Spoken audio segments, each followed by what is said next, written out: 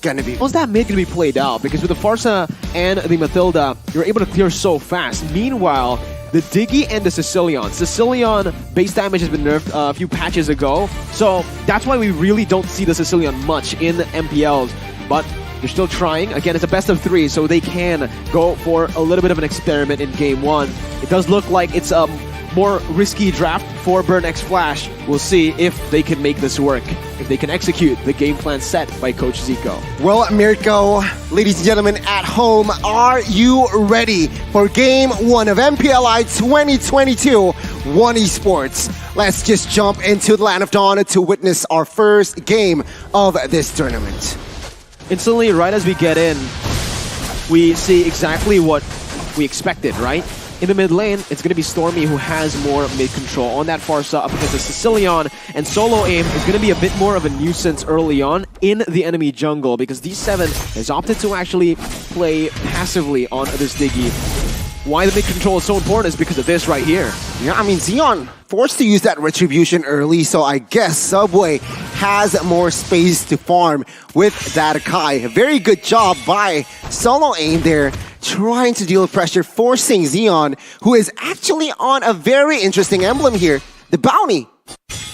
So, more kills, more gold for you, and Xeon is gonna be the assassin. It's gonna go for the assassin approach here in our opening match. Interestingly enough, right, for Burn X Flash here, the way they want to play these team fights is, even though they have a lot of pick potential, a lot of single target damage, they want to actually look for those wombo combo dives, right? They do not want to go for these messy team fights. Actually, no, they do want to go for messy team fights, but it has to be coordinated. Meanwhile, for Orange Esports, they're completely fine going for isolated members here with their draft. They actually want to split Burn X Flash up, and they are trying to just stop that team fight potential from Burn X Flash to happen.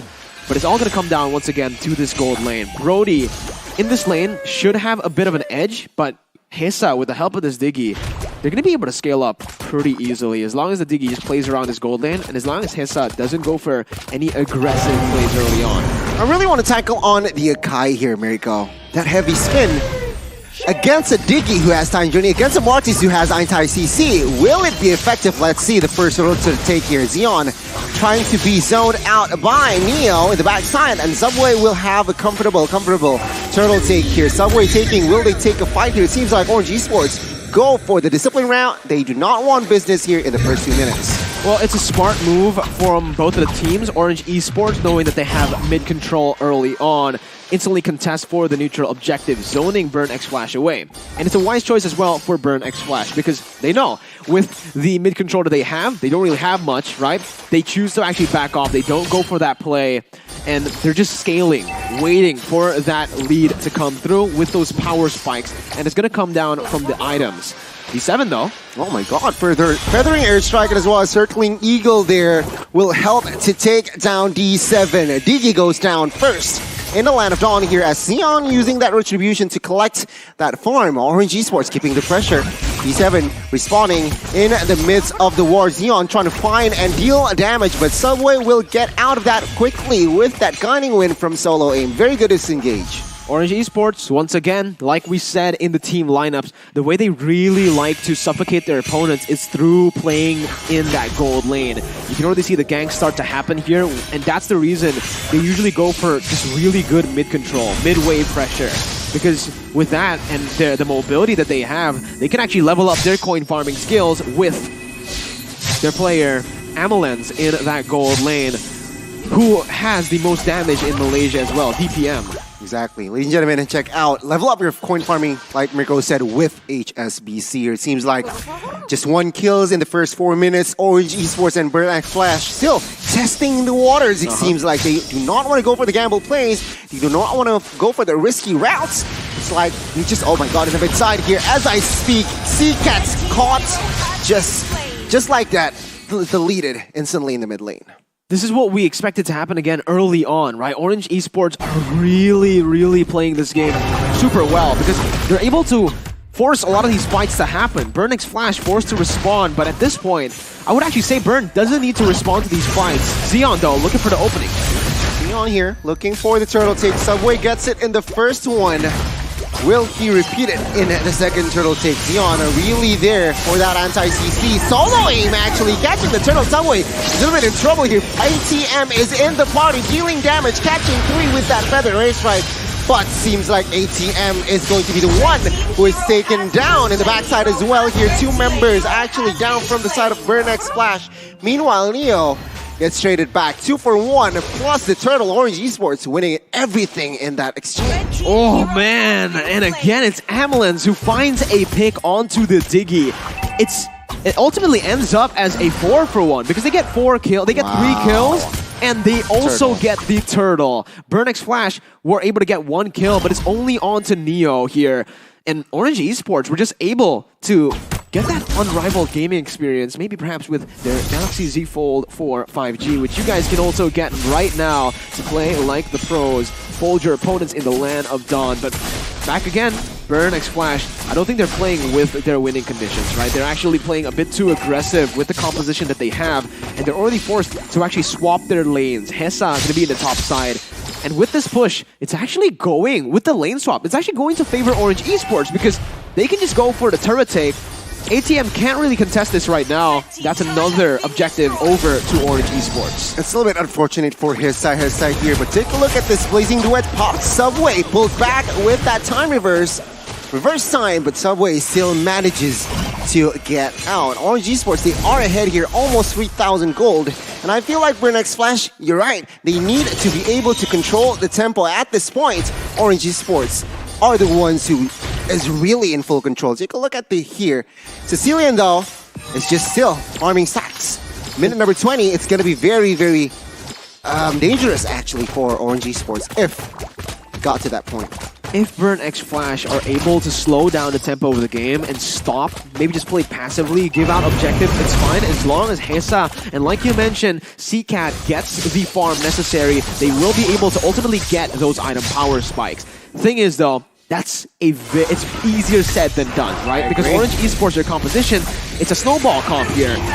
Subway picking up another turtle, 3 turtles over to Orange Esports will mean that they are going to push themselves to a 2.8k gold lead, and that XP lead as well is going to be building. Yeah, I mean with the turret collapse spot side also. Oh my God, Sion actually caught there with that torn apart memory. Heavy spin connecting onto his ATM. Purify was used, but D7 is also there. It's gonna be very, very hard right on paper. But Feather Airstrike almost taking ATM down there. Unfortunately, Stormy there didn't get that kill, but Orange Esports just expanding their space. Ooh, not looking good at all here for Burnex Flash. Looking very good for Orange Esports, who now hold a 4,000 gold lead. And the way they're playing is just so intelligent, right? It's almost like they're playing with the Logitech G Aurora, the Aurora collection here, because they're playing it clean, just like the design, Gani. They're going and they're staying disciplined towards that top side, towards just these objectives, and they're just sieging turrets down, not looking for those fights to give Burnex Flash any opportunity. They're suffocating Burnex Flash without giving them a chance. Yeah, every outer turret has been popped, and Feather Airstrike, take a look at the damage, is disgusting. ATM instantly deleted, and Orange Esports, with that kill, they have established 5,000 gold lead in their first 8 minutes. Very interesting here, top side now, perhaps will be the target. Torn apart memory used to just add pressure again towards the Burnex Flash members, but again here, Orange Esports dominating here in the first game. Yeah, that's why actually I kind of questioned or doubted their drafts, right? Right as they wrapped up the drafts, that Sicilian last pick, I don't know about that. The thing is that mid-control is just non-existent, and D7, oh my goodness! Woo. Nasty. As almost. a roamer, right? Yeah. You're almost getting chunked down by one feathered airstrike there.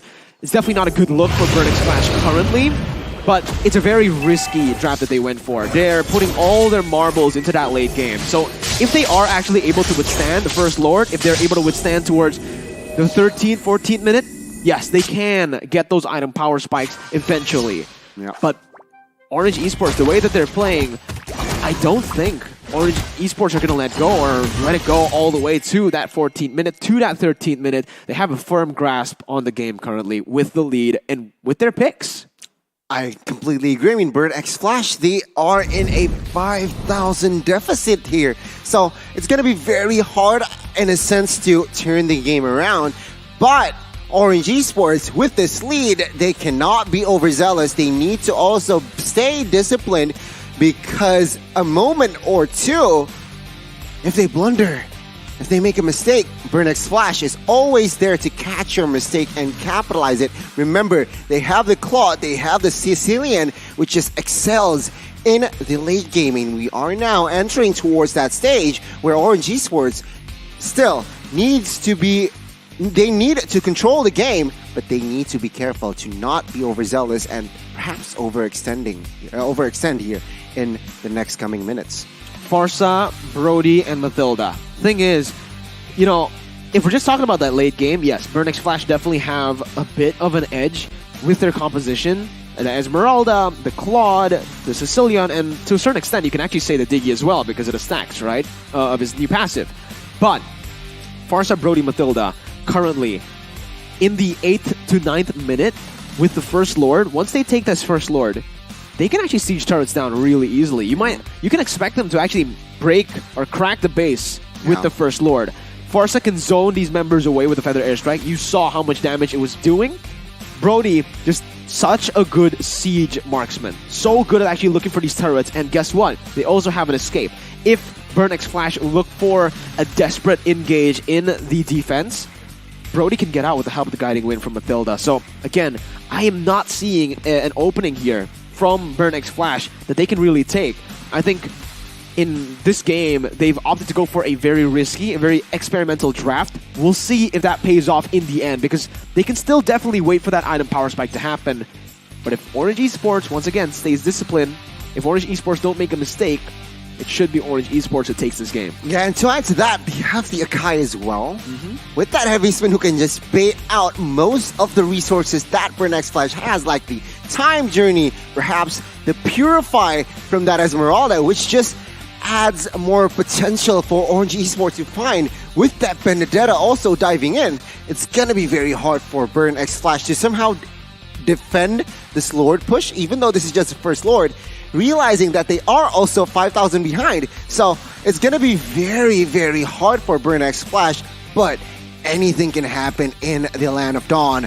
I want you who are now watching now to give your support.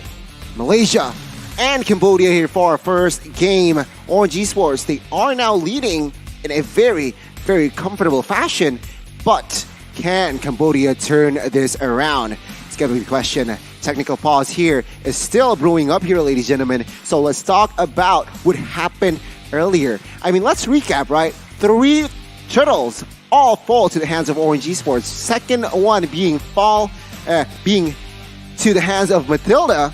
Still, Orange Esports, with this Akai, their winning condition, their job description with this objective neutral take, still 100%. Yeah, I think they took too many fights, Burnix Flash. Because for Orange Esports, they just did a very good job. They got a composition where it enabled them to actually secure neutral objectives. They have the Akai, obviously, and again, like we mentioned, that mid-control being just so important in the current meta. Mathilda Farsa is such a nasty combination when you talk about the wave clear it has and just the mobility. You have Wings by Wings, you have the Guiding Wind as well that can bring another player. They can bring those trio, the mid trio, the jungle, mid, and roamer over to the gold lane, over to the XP lane super fast. And that's why they have controlled the neutral objectives, they've controlled the early game. The thing is though, Burnix Flash have been taking a bit too much. They've been going for the contest, even though their composition isn't meant to go for the contest early on. They have a Sicilian. The Diggy can, but I would actually say that the Diggy should just play around the gold lane more often than looking for these contests. Again, that Farsa, much easier.